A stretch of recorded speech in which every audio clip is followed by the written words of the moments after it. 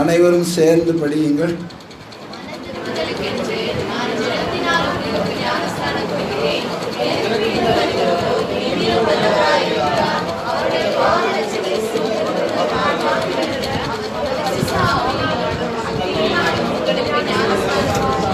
அல்லேலூயா, அல்லேலூயா. மனம் திரும்புதலுக்கென்று நான் உங்களுக்கு ஞானஸ்நானம் கொடுக்கிறேன். எனக்கு பின் வருகிறவரோ என்னிலும் வல்லவராயிருக்கிறார். அல்லேலூயா. இயேசுவை பற்றி உங்களுக்கு பிரசங்கம் பண்ணி கொண்டிருக்கிறேன். இயேசுவை பற்றி யோவான் சொன்னதான ஒரு சாட்சி என்னவென்றால், எனக்கு பின் வருகிற இயேசு என்னிலும் வல்லவர். அல்லேலூயா, அல்லேலூயா, அல்லேலூயா. ஆண்டவராய் இயேசு எப்படிப்பட்டவர்? வல்லவர். ஆண்டவராய் இயேசு வல்லவர். எப்படி வல்லவர் என்றால், இப்ப நான் சொல்ற வார்த்தைகளை நீங்க சொல்லணும். எனக்குள் வாழுகிற இயேசு என்னிலும் வல்லவர். அல்லேலூயா. எல்லாரும் சொல்லுங்க, என்னிலும் வல்லவர். அல்லேலூயா. உலகத்தில் இருக்கிறவனிலும் என்னில் இருக்கிறவர் வல்லவர். சொல்லுங்க, என்னில் இருக்கிறவர் எப்படிப்பட்டவர்? அவர் வல்லமை உள்ளவர். அல்லேலூயா, அல்லேலூயா. நான் பலவீனன் தான், ஆனால் எனக்குள்ள இருக்கிற இயேசு வல்லமை உள்ளவர். எப்படிப்பட்டவர்? எனக்குள் இருக்கிற இயேசு எப்படிப்பட்டவர்? அவர் வல்லமை உள்ளவர். என்னை விட வல்லவர் அவர். அல்லேலூயா. என்னை விட அவர் எப்படிப்பட்டவர்? வல்லமை உள்ள. நான் பலவீனன், என்னால எதையுமே செய்ய முடியாது. என் உடம்புல நிறைய பலவீனம் இருக்கு பாஸ்டர். உட்கார்ந்தா எழும்ப முடியல, எழும்புனா உட்கார முடியல, நடக்க முடியல, பேச முடியல, வேலையை செய்ய முடியல. பலவீனமான சரீரத்திலே, வல்லமை இல்லாத சரீரத்திலே வல்லமையுள்ள தேவன் வாசம் பண்ணுகிறார். எந்த தேவன் வாசம் பண்ணுகிறார்? வல்லமை உள்ள தேவன் வாசம் பண்ணுகிறார். அவர் எனக்குள்ளே இருக்கிறார், என் பக்கத்திலே இருக்கிறார், என் அருகில் இருக்கிறார், எனக்கு முன்னாடி இருக்கிறார், எனக்கு பின்னாடி இருக்கிறார். அவர் எனக்குள் வாசம் பண்ணுகிறார். அல்லேலூயா, அல்லேலூயா. இந்த வார்த்தையை சொன்னது யார் தெரியுமா? யோவான் சொல்லுகிறார், எனக்கு பின் வருகிறவர் என்னிலும் வல்லவர். அவர் எப்படிப்பட்ட வல்லமை உடையவர் என்பதை நாம் என்ன செய்ய போகிறோம்? பார்க்க போகிறோம். யோவானுக்கு நான் சொல்றேன், யோவானுக்கு இருந்த வல்லமை என்னன்னு நம்ம பார்ப்போமா? யோவானுக்கு இருந்ததான வல்லமை என்னன்னா, அவருக்கு பிரசங்கம் பண்ண மட்டும்தான் தெரியும். அதுக்கு மேல அவரால் எதையுமே செய்ய. அவருடைய வல்லமை எல்லாம் பிரசங்கம் பண்ண மட்டும்தான் தெரியும். கோடாரியானது மரங்களின் வேற அருகே வைத்திருக்கிறது, மனம் திரும்புங்கள் என்று சொல்ல தெரியும். தூற்றுக்கூடை அவர் கையில் இருக்கிறது என்று சொல்ல தெரியும். இயேசுவை பற்றி பேச தெரியும். இயேசுவை குறித்து பிரசங்கம் பண்ண தெரியும். ஒருவன் பாவம் செய்தால் நீ ஏன் பாவம் செய்கிறாய் என்று சொல்ல தெரியும். ஆனால் இயேசுவை போல ஒரு வல்லமை உள்ளவர் யோவான் ஸ்நானகன் அல்ல. அல்லேலூயா. இதே போலதான் நானும் சொல்லுகிறேன்.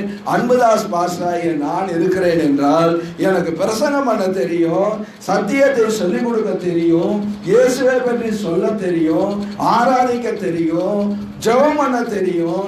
இவ்வளவுதான் என்னுடைய வல்லமையை தவிர, ஆனால் இயேசுடைய வல்லமை என்னுடைய வல்லமை பார்க்கிலும் பெரியது. அல்லேலூயா, அல்லேலூயா.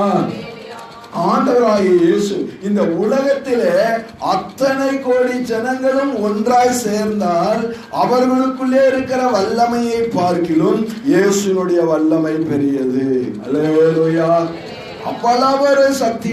உங்க வல்லமை என்னுடைய வல்லமை எல்லாம் என்ன வல்லமைங்க? அதனாலதான் ஏசப்பா ஒரு வார்த்தை சொன்னாரு, என்னை இல்லாமல் உங்களால் ஒன்றும் செய்ய முடியாது, செய்ய முடியாது, செய்யக்கூடாது. நீங்க பலவீனப்பட்டவர்கள், உங்களுக்கு வல்லமைன்றதே இல்லை, உங்களுக்கு சக்தியே இல்லை. பவுலுக்கு சொல்லும் போது சொன்னாரு, உன் பலவீனத்தில் என் பலன் பூரணமாய். என்னாலதான் உங்களால ஒண்ணு செய்ய முடியும். என்னை அல்லாமல் உங்களால ஒரு முடியை கருப்பாக்கவும் முடியாது, வெள்ளையாக்கவோ முடியாது. அற்ப காரியம் முதலாய் உங்களால் செய்யவே சின்ன அற்ப காரியம்னா என்ன அர்த்தம் தெரியுமா? சின்ன காரியத்தை கூட உங்களாலையும் என்னாலையும் செய்ய முடியாது. ஆனா ஆண்டவர் நம்ம கூட இருந்தார்னா எவ்வளவு பெரிய காரியத்தை வேண்டுமானாலும் நம்ம செய்யலாம். விசுவாசிக்கிறவங்க சொல்லுங்க, எவ்வளவு பெரிய காரியத்தை வேண்டுமானாலும் இயேசு கூட இருந்தார்னா செய்யலாம். ஆனா இயேசு நமக்குள்ள இல்லாவிட்டால் அற்ப காரியத்தை கூட, சின்ன விஷயத்தை கூட, இவ்வளோ சின்ன இவ்வளோ பெரிய காரியங்களை எல்லாம் செய்தனா சின்ன காரியத்தை கூட நம்மால என்ன செய்ய முடியாது, செய்ய முடியாது. ஆண்டவராகிய இயேசு அவர் வல்லமையுள்ள தேவன், அவர் அற்புதங்களை செய்கிற தேவன், அவர் அதிசயங்களை செய்கிற தேவன். அப்போ யோவான் மத்திய 14ஆம் அதிகாரத்துல ஒரு சம்பவம் எழுதியிருக்கிறது. யோவான் ஸ்நானகன் ஏரோதை பார்த்து ஒரு வார்த்தை சொன்னார், நீர் உம்முடைய சகோதரனுடைய மனைவியை வைத்துக் கொள்கிறது நல்லதல்ல, நியாயமல்ல என்று சொன்னார். அப்பொழுது அந்த ஏரோது என்ன செய்தான் என்று சொன்னால், யோவானை பிடித்து சிறைச்சாலையில் போட்டான். ஆனால் யோவான் சிறைச்சாலையிலே போகாதபடி தன்னை காத்து கொள்ளக்கூடிய வல்லமை யோவானிடத்தில் இருந்துச்சா? இல்லையே. சிறைச்சாலைக்கு போயிட்டாரு, கொண்டு போய் ஜெயில வச்சுட்டாரு, வல்லமை இல்லை. அவருக்கு அந்த பாவத்தை சுட்டி காட்டுகிறதான அந்த வல்லமை மட்டும் இருந்ததே தவிர சிறைச்சாலைக்கு போகாமல் காப்பாற்றப்படக்கூடிய வல்லமை அவரிடத்தில் இல்லை. அதன் பின்பு என்ன நடந்தது உங்களுக்கு எல்லாருக்கும் தெரியும். ஏரோதுக்கு பிறந்த நாள் வந்தது. அதற்கு ஏரோதியாளுடைய குமாரத்தி நடனம் பண்ணினாள். அந்த நடனம் பண்ணும் பொழுது ஏரோது கேட்கிறான், உனக்கு என்ன வேண்டும் என்று கேட்கிறான். ராஜ்யத்தில் பாதி வேண்டுமானாலும் தருகிறேன், நீ விரும்புகிறதை கேள் என்று சொல்லுகிறான். அப்பொழுது அந்த சிறு பெண் தாயினால் ஏவப்பட்டு யோவான் ஸ்நானனுடைய தலையை கேட்கிறான். அவன் அந்த பெண் வந்து அந்த ராஜாவிடத்தில் யோவான் ஸ்நானனுடைய தலையை கேட்கிறான். அந்த தலையை அவன் கொடுக்க கட்டளை இடுகிறான். இராணுவ வீரர்கள் போகிறார்கள், அந்த யோவானுடைய தலையை வெட்டி எடுக்கிறார்கள். அதிலிருந்து யோவானால் தன்னை காத்து கொள்ளக்கூடிய வல்லமை யோவானுக்கு இருந்ததா? நம்முடைய வல்லமை எல்லாம் இப்படிப்பட்டதுதான் தேவனுடைய பிள்ளைகளே. அதே நேரத்தில் இயேசுடைய வல்லமை எப்படிப்பட்டது தெரியுமா? யோவான் சுவிசேஷத்துல 18ஆம் அதிகாரத்துல 6ஆம் வசனத்தை நீங்கள் படிப்பீர்களானால், இப்ப படிக்க வேண்டாம், நானே உங்களுக்கு சொல்லுகிறேன். ஆண்டவராகிய இயேசுவை பிடிக்கிறதற்காக, ஆண்டவராகிய இயேசுவை சிலுவையில அறைகிறதற்காக அவர் கெத்செமனே தோட்டத்தில் ஜெபம் பண்ணி கொண்டிருக்கிறார். அவர் ஜெபம் பண்ணி முடித்து விட்டு வரும் பொழுது பிரதான ஆசாரியர்களும் வேத பாரகர்களும் அந்த காவல் போலீஸ்காரர்களும் ஒரு கூட்டமாக இயேசுவை பிடிக்க வருகிறார்கள். பிடிக்க வரும் பொழுது ஆண்டவராகிய இயேசு எதிர்கொண்டு போய், யாரை தேடுகிறீர்கள் என்று கேட்டார். அல்லேலூயா. ஆண்டவர் கேட்டார். அதற்கு அவர்கள் என்ன சொன்னார்கள்? நசரேயனாகிய இயேசுவை தேடுகிறோம் என்று சொன்னார்கள். அப்படி சொன்ன பொழுது இயேசு சொல்லுகிறார், நான் தான் நசரேயனாகிய இயேசு என்று சொன்னார். அந்த சொன்ன மாத்திரத்திலே யார் இயேசுவை பிடிக்க போனார்களோ அவர்கள் எல்லாரும் பின்னிட்டு கீழே என்ன செய்தார்கள்? விழுந்தார்கள். இதுதான் இயேசுவினுடைய வல்லமை. அல்லேலூயா. அதனால்தான் யோவான் ஸ்நானகன் சொல்லுகிறார், எனக்கு பின் வருகிறவர் என்னிலும் வல்லமை உள்ளவர். அல்லேலூயா, அல்லேலூயா. நான் ஆராதிக்கிற இயேசு என்னிலும் வல்லவர். அல்லேலூயா. நான் செபிக்கிறேன் அல்லவா, அந்த இயேசு என்னிலும் வல்லவர். அவர் வல்லமையான காரியங்களை எனக்கு செய்தார். வல்லமை மிக்கவர் செயல்கள் பல எனக்கு செய்தாரே. வல்லமை மிக்கவர் செயல்கள் பல எனக்கு செய்தாரே. உயிரோடு இருந்து உலகத்திற்கு எடுத்து சொல்லுவே. உயிரோடு இருந்து உலகத்திற்கு எடுத்து சொல்லுவே. அல்லேலூயா. வல்லமையுடையவர் மகிமையானவைகளை நமக்கு செய்து கொண்டிருக்கிறார். அல்லேலூயா. அந்த வல்லமையுள்ள தேவன், அந்த எனக்கு பின் வருகிறவர் என்னிலும் வல்லவராயிருக்கிறார். அவருடைய வல்லமை மகா பெரியதாய் இருக்கிறது. அவருடைய நம்முடைய வல்லமை எல்லாம் வெறும் பேச்சு தான். நம்முடைய வல்லமை எல்லாம் வெறும் பேச்சு தானே தவிர அவருடைய வல்லமை செயலிலே விளங்கும். அல்லேலூயா. அவர் அதிகம் சொல்லுவார். அவர் எதை சொல்லுகிறாரோ அதை செய்து நிறைவேற்றுகிற தேவனாகவும் ஆண்டவர் இருக்கிறார். அதனால ஆண்டவருடைய பிள்ளைகளே, அவர் செயல்களிலே வல்லவர். அல்லேலூயா, அல்லேலூயா. 1 யோவான் எல்லாருக்கும் தெரிஞ்ச வசனம் தான். 4ஆம் அதிகாரம் 4வது வசனத்தை வாசிங்க. 1 யோவான் 4ஆம் அதிகாரம் 4வது வசனம். அதுவாமா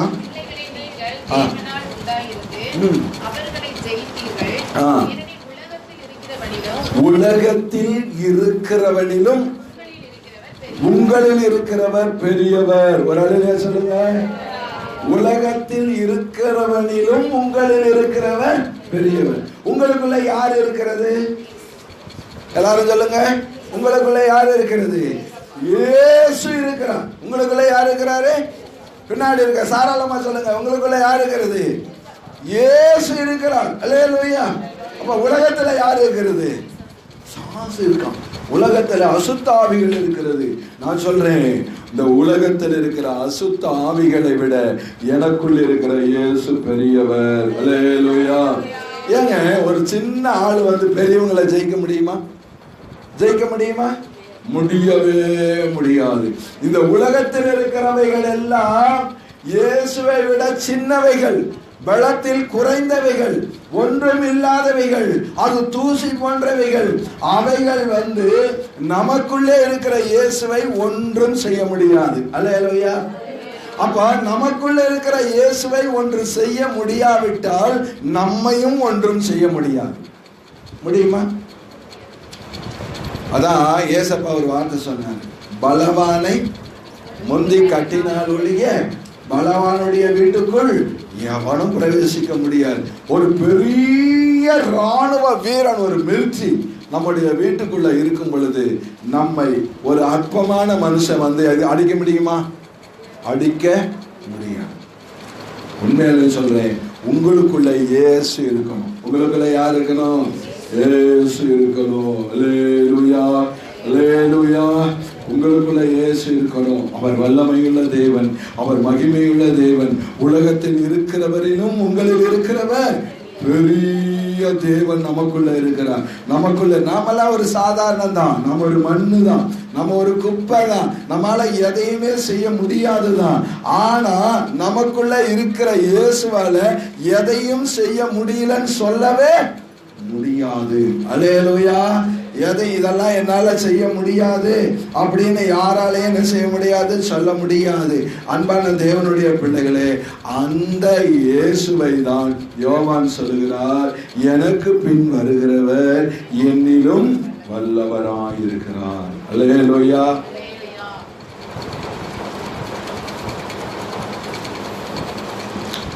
இயேசு யாருன்னு யாராவது கேட்டாங்கன்னா, புதுசா வரவங்களுக்கு சொல்லிடுறேன், இயேசு யாருன்னு கேட்டாங்கன்னா நீங்க சொல்ல வேண்டிய பதில், என்னை விட வல்லமை உள்ளவர் தான் இயேசு அப்படின்னு சொல்லுங்க. அல்லேலூயா, அல்லேலூயா.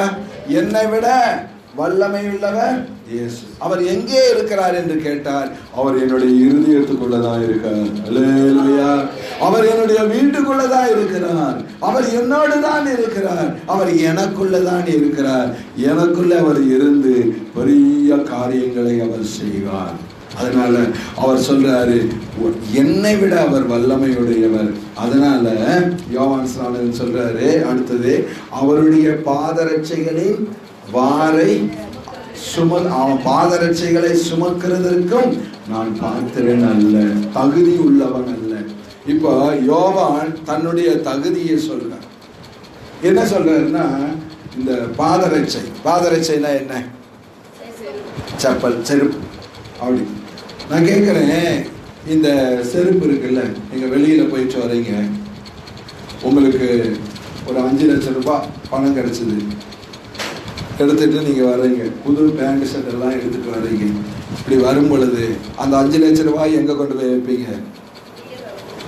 எல்லாரும் சொல்லுங்க, எங்க வைப்பீங்க? பீரோவில் கொண்டு போய் வைப்பீங்க. புது சட்டை, துணி, பேண்ட் எல்லாம் பீரோவில் கொண்டு போய் வைப்பீங்க. சரி, ஒரு 4 இட்லி பாக்கெட் பண்ணிட்டு வரீங்க, எங்கே கொண்டு போய் வைப்பீங்க? கிச்சனில் கொண்டு போய் வைப்பீங்க. இந்த உங்கள் காலில் ஒரு 1000 ரூபாய் செப்பல் வாங்கி போட்டு வரீங்க, இதை எங்கே கொண்டு போய் வைப்பீங்க?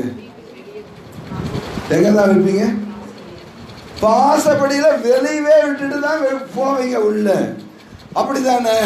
அப்போ இந்த செப்பல் என்று சொல்லுகிறது, அது எவ்வளவு உள்ள விலை உயர்ந்ததா இருந்தாலும் அதை வீட்டுக்குள்ள நம்ம என்ன செய்ய மாட்டோம், கொண்டு போகவே மாட்டோம்.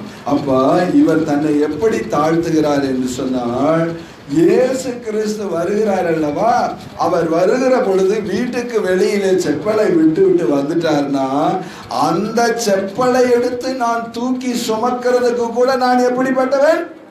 தகுதி இல்லாதவன். அவ்வளவு ஒரு பெரியவர், அவர் அவ்வளவு பெரிய ராஜா, அவர் அவ்வளவு வல்லமை உள்ளவர், அவர் தேவனுடைய குமாரன், அவ்வளவு பேரும் புகழும் பெற்றவர் தான் ஆண்டவராகிய இயேசு.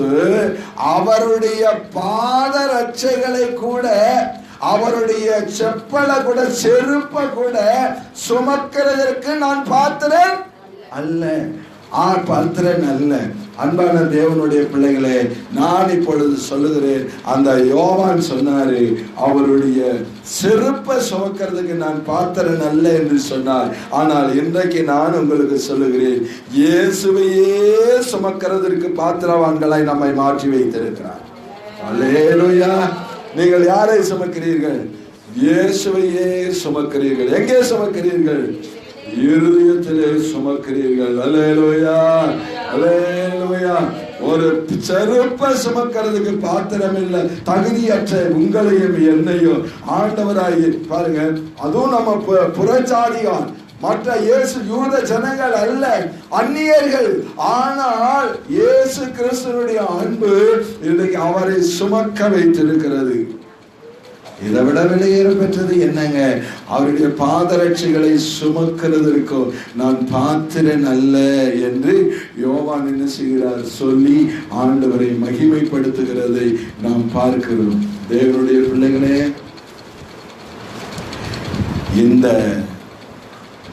இந்த இந்த இயேசு இந்த இயேசு இன்றைக்கு நமக்குள்ளே வந்திருக்கிறார். ஆனால் யோவான் தன்னை என்ன செய்கிறார் தெரியுமா? தாழ்த்துகிறார்.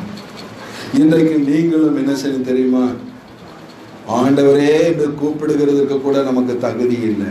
ஆனால் தகுதி இல்லாத என்னை ஆண்டவர் தகுதிப்படுத்தினார். அல்லேலூயா, அல்லேலூயா. என்னிலே தகுதி ஒன்றுமில்லை, என் தேவன் முன்னால் மேன்மை பாராட்ட. என்னிலே தகுதி ஒன்றுமில்லை, என் தேவன் முன்னால் மேன்மை பார். அப்ப நமக்கு ஒரு தகுதியுமே கிடையாது. தகுதியற்ற உங்களையும் என்னை தான் தேவன் தகுதி உள்ளவர்களாய் ஆண்டவர் மாற்றி வைத்திருக்கிறார். அல்லேலூயா. அவர் பாருங்க, இவர் சொல்றாரு, நான் உங்களுக்கு ஜலத்தினாலே ஞானஸ்நானம் கொடுக்கிறேன். நான் யோவான் எதில் ஞானஸ்நானம் கொடுக்கிறாரு? ஜலத்தினால். இப்ப ஞானஸ்நானம் கொடுக்கணும்னா யார் வேண்டுமானாலும் கொடுக்கலாம். ஆனா ஆண்டவர், அதுக்கு சில சட்டத்திட்டங்கள் இருக்கு. ஒருவன் தேவனிடத்திலிருந்து பெற்றுக்கொள்ளாவிட்டால் ஒன்றையும் தானாய் பெறமாட்டான் என்று யோவானே சொல்றாரு. ஆனா கொடுக்கணும்னு நினைச்சாங்கன்னா கொடுக்கலாம். ஏன்னா ஆத்துல கொண்டு போய் இறக்கி 3 முறை தண்ணியில முக்கி விடுறது என்ன பெரிய விஷயமா? முக்கிறது பெரிய விஷயமா? அது ஒரு பெரிய காரியம் இல்லை. யார் வேண்டுமானாலும் ஞானஸ்நானம் கொடுக்கலாம். அது எல்லா மனிதர்களும் கொடுக்கலாம், எல்லா காரியத்தையும் செய்யலாம். ஆனா என்னால முடிஞ்சது யோர்தான் நதியிலிருந்து உங்களை முக்கி விடுறதுக்கு மட்டும் எனக்கு தெரியும். அதுக்கு மேல என்னால எதையுமே செய்ய முடியும். ஒரு ஊழியக்காரனால என்ன செய்ய முடியும்? ஞானஸ்நானம் கொடுக்க மட்டும்தான் முடியும். அதுக்கு மேல ஏதாவது செய்ய முடியுமா? ஒன்றும் செய்ய முடியாது. வேணா புத்தி சொல்லலாம், ஆலோசனை சொல்லலாம், அட்வைஸ் பண்ணலாம், வசனத்தை கொண்டு போதிக்கலாம், ஆண்டவருடைய கட்டளைகளை கை கொள்ளும்படியாக சொல்லலாம். அதுக்கு மேல அவர்களால் ஒன்றுமே என்ன செய்ய முடியாது, சொல்ல முடியாது, ஒண்ணுமே செய்ய முடியாது. அதனால தேவனுடைய பிள்ளைகளை, ஆனால் இயேசுவால என்ன செய்ய முடியும் தெரியுமா? அதை தான் நான் உங்களுக்கு சொல்ல போகிறேன். இயேசுவால என்ன செய்ய முடியும், அவராலே என்ன செய்ய முடியும் அப்படிங்கிறத நாம் என்ன செய்ய போகிறோம், பார்க்க போகிறோம்.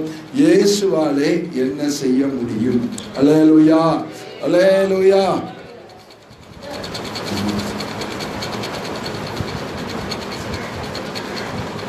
அப்போஸ்தலர் நடபடிகள் 7ஆம் அதிகாரம் 33வது வசனத்தை வாசிங்க. பின்னும் கர்த்தர் அவனை நோக்கி, உன் பாதங்களில் இருக்கிற பாதரட்சை. சரி, அதான் நான் அப்படியே சொல்லிட்டு வந்துட்டேன், விட்டுரு. மத்தேயு சுவிசேஷம் 3ஆம் அதிகாரம் 16வது வசனத்தை வாசி. இயேசு ஞானஸ்நானம் பெற்று நிலத்திலிருந்து கரையேறின உடனே வானம் அவருக்கு திறக்கப்பட்டது. தேவ ஆவி புறாவை போல இறங்கி தம்மேல் வருகிறதை கண்டார். அல்லேலூயா. இப்ப ஞானஸ்நானம் எடுத்தாச்சு. ஞானஸ்நானம் எடுத்தவர்கள் ஒவ்வொருவரும் எதுல ஞானஸ்நானம்? 3 விதமான ஞானஸ்நானம். ஒன்று ஜலத்தினால் எடுக்கிற ஞானஸ்நானம், இன்னொன்னு பரிசுத்த ஆவியினால் எடுக்கிற ஞானஸ்நானம், இன்னொன்னு அக்கினியினால் எடுக்கிற ஞானஸ்நானம். அல்லேலூயா. எத்தனை விதமான ஞானஸ்நானம்? 3 விதமான ஞானம். இயேசு கிறிஸ்து ஞானஸ்நானம் பெற்று ஜலத்திலிருந்து கரையேறின உடனே பரிசுத்த ஆவியானவர் புறாவை போல் இறங்கி அவர் மேல் வந்து என்ன செய்தாரு? தங்கினார். ஒரு அல்லேலூயா சொல்லுங்க. அல்லேலூயா. இந்த தேவனுடைய பிள்ளைகளே, இந்த பரிசுத்த ஆவியினாலே அவர் என்ன செய்யப்பட்டார் என்று சொன்னால் நிரப்பப்பட்டார். இன்றைக்கு இந்த பரிசுத்த ஆவியினால எல்லாராலும் ஞானஸ்நானம் கொடுக்க முடியுமா? அதான் என்னுடைய கேள்வி. ஜலத்தினாலே யார் வேண்டுமானாலும் ஞானஸ்நானம் கொடுத்து விடலாம். ஆனால் பரிசுத்த ஆவியினாலே ஞானஸ்நானம் கொடுக்க முடியுமா? முடியும். பரிசுத்த ஆவியினாலே எல்லாராலும் ஞானஸ்நானம் கொடுக்க முடியாது. ஆனால் அந்த பரிசுத்த ஆவியினாலே ஞானஸ்நானம் கொடுக்க வேண்டுமானால் அது இயேசுவால மட்டும்தான் முடியும். வேற யாராலையுமே என்ன செய்ய முடியாது, கொடுக்கவே முடியாது. யோவான் சுவிசேஷம் 1ஆம் அதிகாரம் 33வது வசனத்தை வாசிங்க.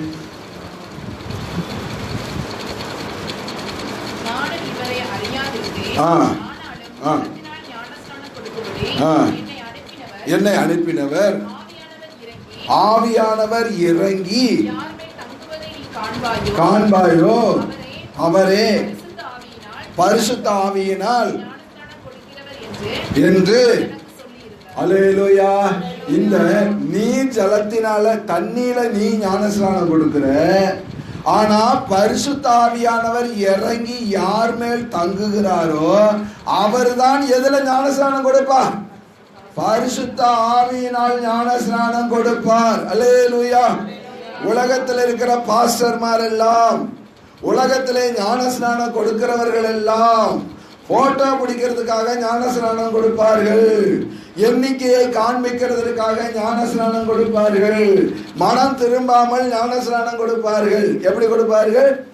மனம் திரும்பாமலும் ஞானஸ்நானம் என்ன செய்வார்கள்? கொடுப்பார்கள்.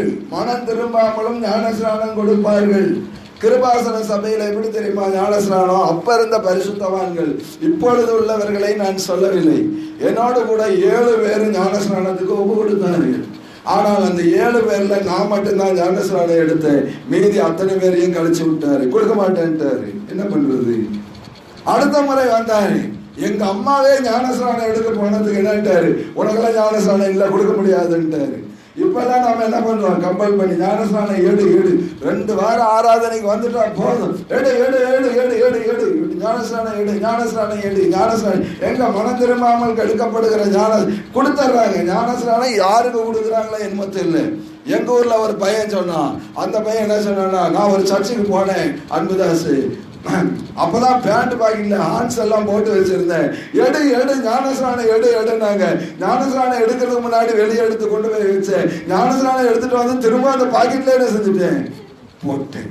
இதெல்லாம் இதுவா ஞானஸ்நானம்? அதான் சொல்றேன். நான் சொல்லுகிறேன், அந்த பாஸ்டர் அவனுக்கு ஞானஸ்நானம் கொடுத்தார்கள். ஆனால் நான் சொல்லுகிறேன், பரிசுத்த ஆவியினாலே அந்த பாஸ்டராலே ஞானஸ்நானம் கொடுக்க முடியுமா? முடியவே முடியாது. அல்லேலூயா. நம்ம ஆண்டவர் எப்படிப்பட்டவர் தெரியுமா? நம்மை பரிசுத்த ஆவியினால் ஞானஸ்நானம் கொடுக்கிறவர். அல்லேலூயா, அல்லேலூயா. நீங்கள் எல்லாரும் இயேசுவாலே ஞானஸ்நானம் பெற வேண்டும். யாரால ஞானஸ்நானம் பெற வேண்டும்? இயேசுவிடத்திலே நீங்கள் ஞானஸ்நானம் பெற வேண்டும். அவர் பரிசுத்த ஆவியினாலும் ஆண்டவராகிய இயேசு உங்களுக்கு ஞானஸ்நானம் கொடுக்கிற தேவனாய் இருக்கிறார். அந்த ஞானஸ்நானத்தை நீங்கள் என்ன செய்யணும் தெரியுமா? பெற்றுக்கொள்ள வேண்டும். அல்லேலூயா, அல்லேலூயா. அப்போஸ்தலர் நடபடிகள் 11:16 வாசிங்க. அப்போஸ்தலர் 11:16.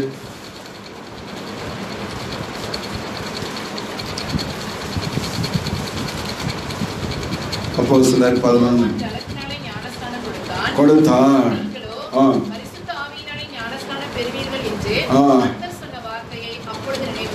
ஏசப்பா என்ன சொன்னா தெரியுமா? யோவான் ஜலத்தினால ஞானஸ்நானம் கொடுத்தான். ஆனா நான் உங்களுக்கு சொல்றேன், நீங்கள் எதனால் ஞானஸ்நானம் பண்ணப்பட போகிறீர்கள்? பரிசுத்த ஆவியினாலே ஞானஸ்நானம் பண்ணப்பட போகிறீர்கள். அந்த பரிசுத்த ஆவியினாலே நீங்கள் என்ன செய்யணும் தெரியுமா? ஞானஸ்நானம் பெறணும். இந்த ஞானஸ்நானம் தண்ணீர முக்கி ஞானஸ்நானம் பெற்றவர்கள் எத்தனை பேரோ அத்தனை பேரும் இனிமேல் நான் உங்களுக்கு சொல்லுகிறேன், நீங்கள் பரிசுத்த ஆவியினாலே நீங்கள் அனைவரும் ஞானஸ்நானம் எடுக்க வேண்டும். அந்த ஞானஸ்நானத்தை எடுக்காவிட்டால் நீங்கள் தேவனுடைய ராஜ்யத்தில் என்ன செய்வதில்லை? பிரவேசிப்பதில்லை. ஒருவன் சலத்தினாலும் ஆவியினாலும் பிறவாவிட்டால் தேவனுடைய ராஜ்யத்தில் பிரவேசிப்பதில்லை என்று வேத வசனம் சொல்லுகிறது. ஏசப்பா சொல்றாரு.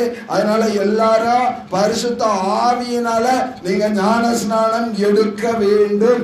அந்த பரிசுத்த ஆவியின் அபிஷேகத்தினாலே நீங்கள் என்ன செய்யணும்? நிரப்பப்பட வேண்டும். அந்த பரிசுத்த வெறும் ஞானஸ்நானம் எடுத்தால் போதாது, பரிசுத்த ஆவியினாலும் நீங்கள் ஞானஸ்நானம் எடுக்க வேண்டும். 1 கொரிந்தியர் 12ஆம் அதிகாரம் 13வது வசனத்தை வாசிங்கள். 1 கொரிந்தியர் 12ஆம் அதிகாரம் 13வது வசனம்.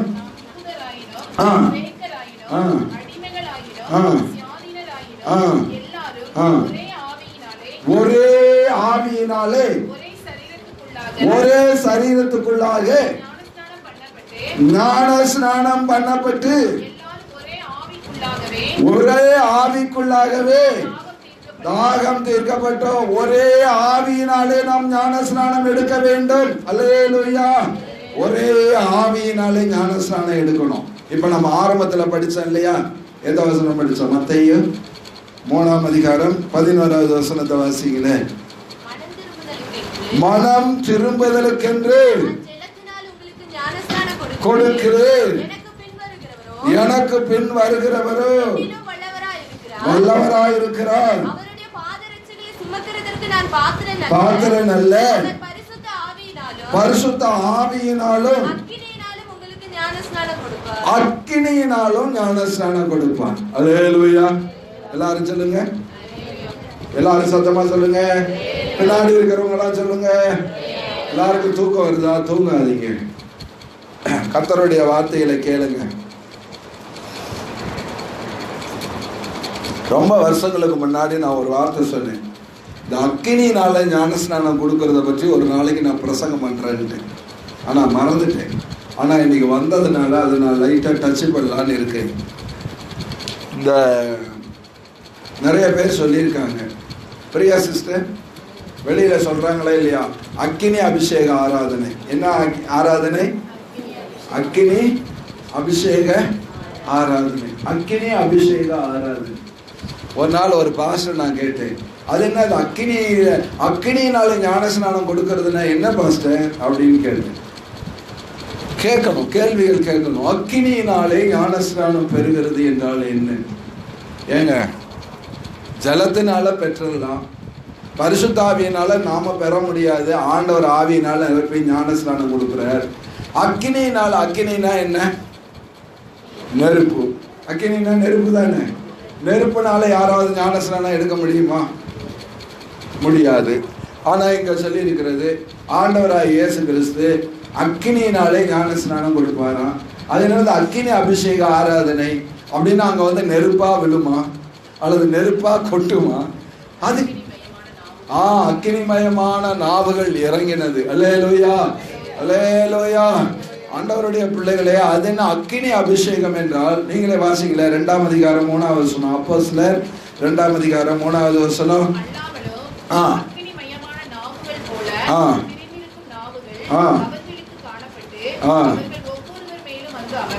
ஒவ்வொருவர் மேலும் அக்கினிமயமான நாவுகள் வந்து அமர்ந்தது.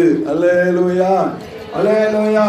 இந்த அக்கினி ஞான ஸ்நானத்தையும் இயேசுவே கொடுக்க வேண்டும். அல்லேலூயா.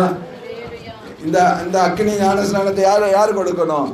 ஆண்டவராகிய இயேசு தாங்க இந்த இதை கொடுக்கணும். சரி, நேரம் போயிட்டே இருக்கிறதுனால நான் அடுத்தது உங்களுக்கு புரிகிற மாதிரி சொல்லிட்டு நான் கடந்து போக விரும்புகிறேன். இந்த அக்கினி அபிஷேகம் என்றால் என்ன, அக்கினி ஆராதனை என்றால் என்ன, அக்கினியினால் ஞானஸ்நானம் எடுக்கிறது என்றால் என்ன என்பதை நான் சொல்லிக் கொடுக்க நான் ஆசைப்படுகிறேன். உன்னத பாட்டு 8ஆம் அதிகாரம் 6வது வசனத்தை வாசிங்க. உன்னத பாட்டு 8ஆம் அதிகாரம் 6வது வசனம்.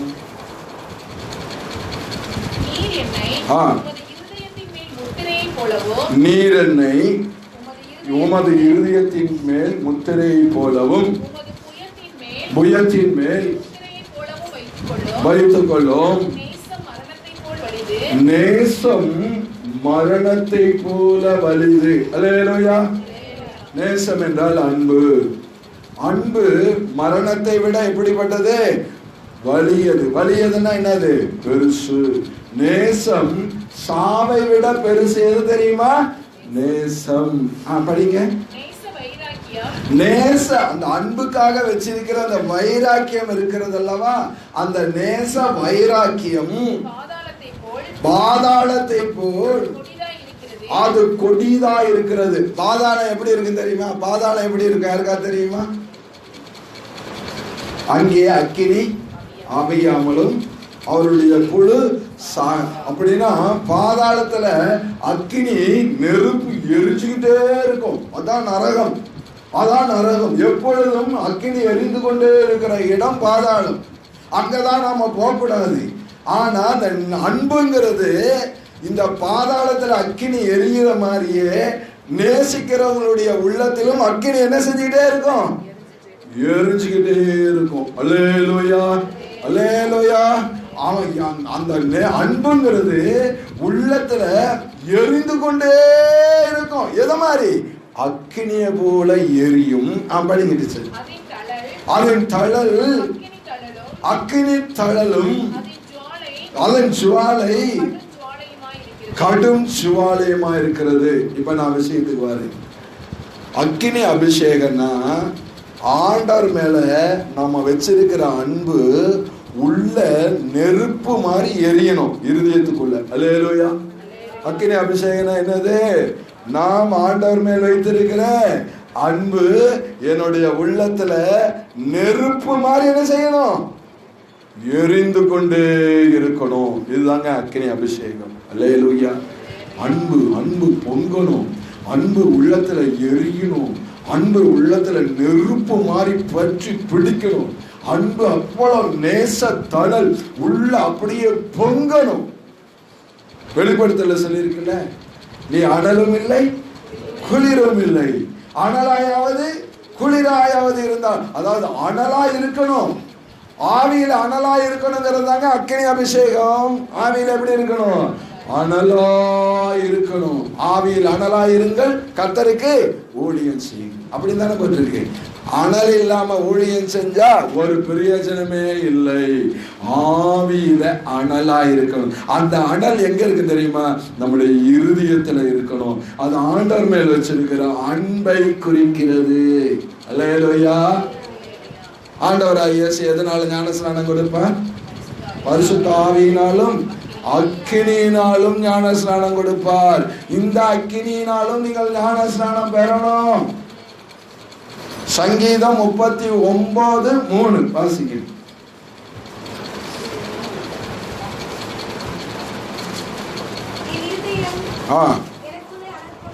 என் இருதயம் எனக்குள் என்ன செய்யுது? உங்க இறுதி அனல் கொள்ளுதா? ஆண்டவரை நினைச்சா அப்படியே அனல் கொள்ளுதா? என் இருதயம் எனக்குள் அனல் கொண்டது. அக்கினி மூண்டது. எங்கே மூண்டது?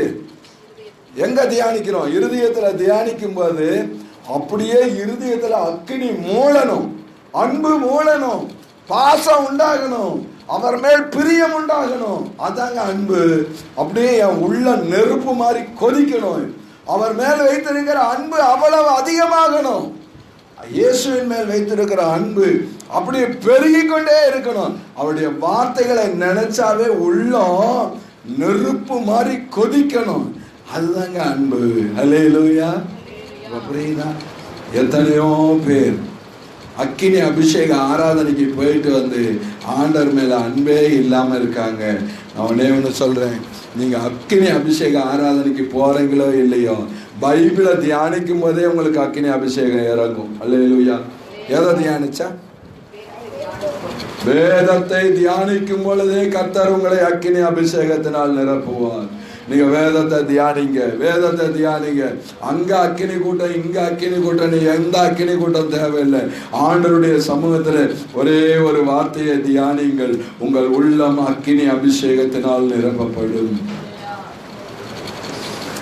1 பேதுருவின் புஸ்தகம் 1ஆம் அதிகாரம் 7ஆம் வசனத்தை வாசியுங்கள். 1 பேதுரு 1ஆம் அதிகாரம் 7வது வசனம். அழிந்து போகிற அக்கினியினாலே, அடுத்தது பாருங்க, அக்கினியினால ஞானஸ்நானம், அழிந்து போகிற பொன் அக்கினியினாலே சோதிக்கப்படும். அதை பார்க்கிலும் உங்கள் விசுவாசம் சோதிக்கப்பட்டு வெளிப்படும் போது காணப்படும். இப்ப நான் கேள்வி கேட்கிறேன், அக்கினி அபிஷேகம்னா என்ன சூட்டி? இந்த வசனத்தை வச்சு சொல்லுங்க. ஆண்டவருடைய பிள்ளைகளுக்கு வருகிற சோதனை தான் அக்கினி அபிஷேகம். தெரியுமா உங்களுக்கு? அக்கினியினால ஞானஸ்நானம் எடுக்கிறது என்னது? உங்களுக்கு வருகிற சோதனை தான். அழிந்து போகிற பொன் அக்கினி. யாருக்கு தெரியுமா ஆண்டவர் அக்கினி அபிஷேகம் கொடுப்பார்? இந்த சோதனையிலெல்லாம் நிக்கிறவங்களுக்கு தான் அக்கினி அபிஷேகம். அல்லேலூயா, அல்லேலூயா. சோதனை உண்டு. நீ பொன்னா இருந்தால்தான் உனக்கு தேவன் அக்கினி அபிஷேகத்தை கொடுப்பார். நீ புல்லாகவோ மண்ணாகவோ பேப்பராகவோ இருந்தால் உன்னை அக்கினி அபிஷேகத்துல ஆண்டவர் நடத்தினார்னா நீ சாம்பலாய் போய் விடுவாய் என்பது ஆண்டவருக்கு தெரியும். எதை தூக்கி நெருப்பிலை போடுவார்கள்? பொன்னதான் தூக்கி நெருப்புல போடுவாங்க. ஒண்ணுமே ஒரு விவரமே வாழ்க்கையில இன்னும் ஆண்டவரை குறித்து சரியான அறிவே இல்லாத அக்கினி அபிஷேகம் வேணும் ஆண்டவரேனா சோதனை வந்தா தெரியும். சோதனை, தங்கத்துக்கு சோதனை வருகிறது போல அக்கினி அபிஷேகத்தினால் ஞான ஸ்நானம் பெறுகிறது என்று சொன்னால் ஆண்டவருடைய பிள்ளைகளுக்கு வருகிற சோதனை தாங்க அந்த அக்கினி அபிஷேக ஆராதனை. ஹல்லேலூயா. என்னாகமத்தின் புஸ்தகம் 31ஆம் அதிகாரம் 22, 23 வசனங்களை வாசியுங்கள். என்னாகமத்தின் புஸ்தகம் 31ஆம் அதிகாரம் 22, 23 வசனங்கள். அக்கினிக்கு நிக்கணும். நான் கேட்கிறேன், அக்கினி அபிஷேகம் வேணுமா? நீங்க முதல்ல அக்கினிக்கு முன்னாடி நிக்க முடியுமா? அதை யோசிங்க. நெருப்புக்கு முன்னாடி நீங்க நிக்க முடியுமா? அதை யோசிங்க. அவர்களுக்கு தான் அக்கினியினாலே ஞான ஸ்நானம். அப்படின்னா வேற ஒண்ணும் இல்லை, நெருப்பு வச்சு கொளுத்த மாட்டாங்க. சில சோதனைகளை தேவன் அனுமதிப்பார். அதை யார் ஏற்றுக்கொள்ளுகிறார்களோ அவர்களுக்கு தாங்க அக்கினி சோதனை வரும். அக்கினியினாலே ஞான ஸ்நானமும் கொடுக்கப்படும். படிக்கிடுச்சு. பொன், வெள்ளி, வெண்கலம்,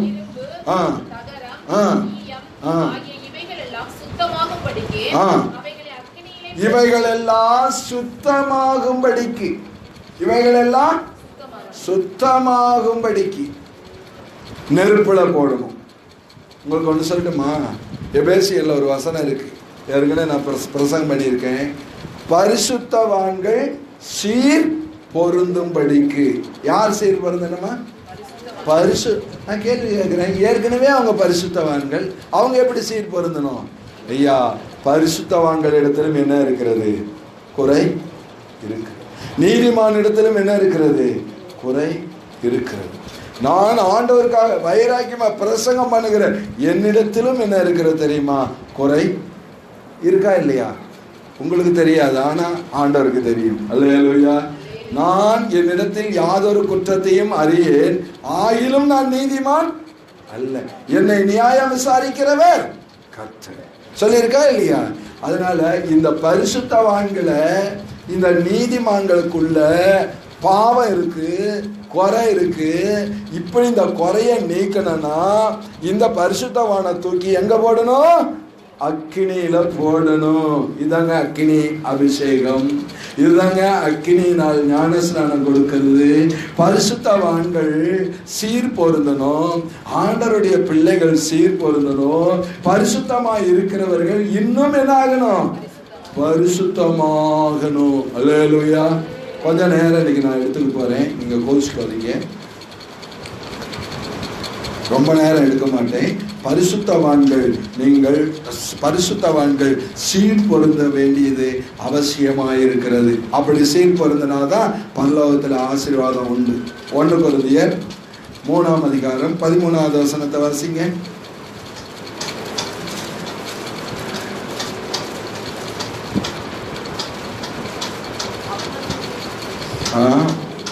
இருமா, 1 கொரிந்தியர் 3:13 தானே?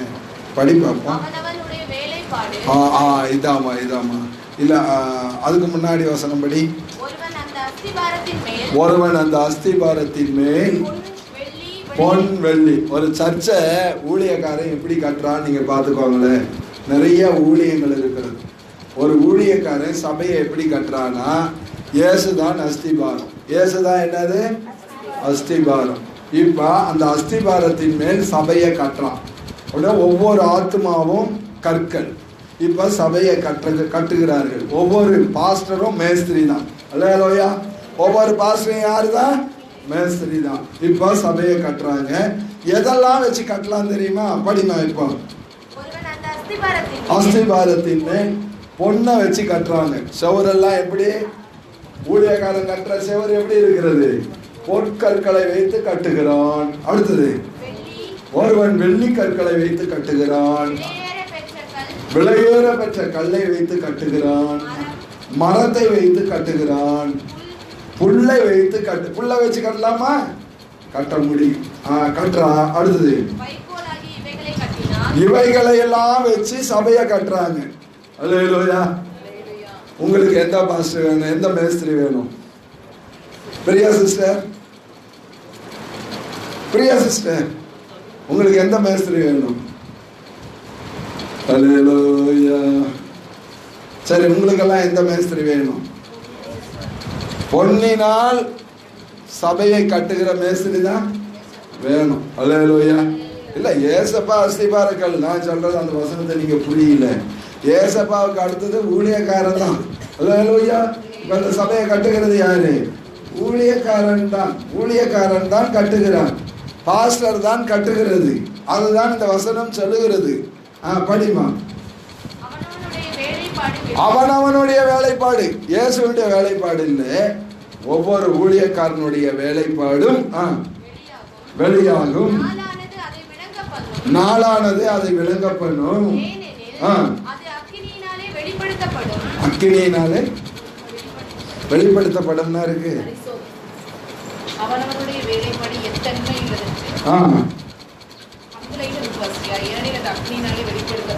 வெளிப்படுத்தப்படும். படிமா. அக்கினியானது என்ன செய்யும்? பரிசோதிக்கும். அக்கினியினால டெஸ்ட் வரும், சோதனை வரும். ஆசீர்வாதத்தையே சொல்லி பிரசங்கம் பண்ற சபை அக்கினியினாலே சோதிக்கப்படும் போது அந்த ஆசீர்வாதம் எல்லாம் நெருப்பினால் என்ன செய்யப்படும்? எரிந்து சாம்பலாய் போயிடும். உங்களுக்கு உபத்திரம் உண்டு, திடன் கொள்ளுங்கள் என்று சொல்லுகிற பிரசங்கத்தை கேட்ட விசுவாசி சோதனை வந்தால் என்ன செய்யும்? நிற்கும். அல்லேலூயா. எல்லாரும் சோதனை பண்ணுங்க. சோதரம் சோதரம் சோதரம். அதனால அக்கினியினாலே அவைகள் எல்லாம் என்ன செய்யப்படும்னா சோதிக்கப்படும். ஆண்டவராகிய இயேசு உங்களையும் என்னையும் அக்கினியினாலே ஞானஸ்நானம் கொடுப்பார். அல்லேலூயா அல்லேலூயா. இந்த அக்கினியினாலே ஞானஸ்நானம் கொடுத்த பெற்றால் தான் நாம தேவனுடைய ராஜ்யத்துக்கு என்ன செய்ய முடியும், போக முடியும். சகரியா 13ஆம் அதிகாரம் 9வது வசனம்.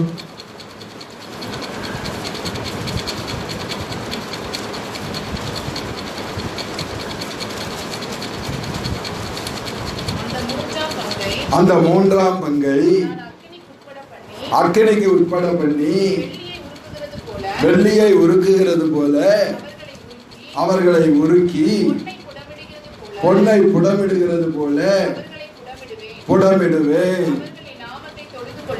அவர்கள் என் நாமத்தை தொழுது கொள்வார்கள். நான் அவர்கள் விண்ணப்பத்தை கேட்பேன். என் ஜனம் என்று நான் சொல்வேன். யாரை என் ஜனம் சொல்லுவார் ஆண்டவர்?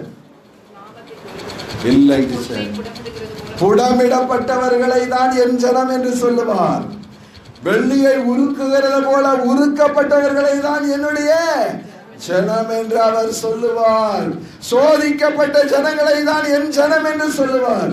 உபத்திரவப்பட்டு அதிலே ஆண்டவருக்காக நிற்கிறவர்களை தான் என்னுடைய ஜனம் என்று சொல்லுவார். எத்தனை பாடுகள் வந்தாலும் பின்மாறி போகாதவர்களை தான் என் ஜனம் என்று சொல்லுவார். அல்லேலூயா. சின்ன கஷ்டம் உடனே ஆண்டவரை மறுதலித்து போகிறவர்களை ஆண்டவர் என் ஜனம் என்று என்ன செய்ய மாட்டார், சொல்லவே மாட்டார். தேவனுடைய பிள்ளையே, ஆண்டவராகிய எனக்கு பின் வருகிறவர் என்னிலும் வல்லவராயிருக்கிறார். அவருடைய வல்லமை என்னவென்றால் அவர் பரிசுத்த ஆவியினாலும் அக்கினியினாலும் ஞானஸ்நானம் கொடுப்பார். இன்றைக்கு நீங்க பரிசுத்த ஆவியினாலும் அக்கினியினாலும் நீங்கள் ஞானஸ்நானம் பெற்று எத்தனை சோதனைகள் வந்தாலும், எத்தனை கஷ்டங்கள் வந்தாலும், நெருப்பு போல சோதனை வந்தாலும் நீங்க சொல்லணும், நான் சோதிக்கப்பட்ட பின் சுத்த பொன்னாய் விளங்குவேன். அல்லேலூயா. என்னுடைய உபத்திரவத்திற்கு பின்னாடி நான் ஒரு மேன்மையாய் விளங்குவேன், பரலோக வாசியாய் நான் விளங்குவேன் என்று நாம சொல்லணும். எனக்கு பின் வருகிறவர் என்னிலும் வல்லவராயிருக்கிறார். அவருடைய பாதரட்சைகளை அவளுக்கு சுமக்கிறதற்கு நான் பாத்திரன் அல்ல. அவர் பரிசுத்த ஆவியினாலும் அக்கினியினாலும் ஞானஸ்நானம் கொடுக்கிறவர். அவர் வல்லமை உள்ள தேவன். அவர் நமக்குள்ளே இருக்கிற தேவன். நம்மோடு இருந்து எத்தனை சோதனைகள் வந்தாலும் அவைகளெல்லாம் ஜெயிக்க ஆண்டவர் பலன் கொடுப்பார். அல்லேலூயா. அக்கினி சோதனை வந்தாலும் ஆண்டவர் நமக்கு என்ன செய்வாரு, பலன் கொடுக்கிற தேவனாய் இருக்கிறார். நம்ம எல்லாரும் ஜெபம் பண்ணுவோம். அல்லேலூயா அல்லேலூயா.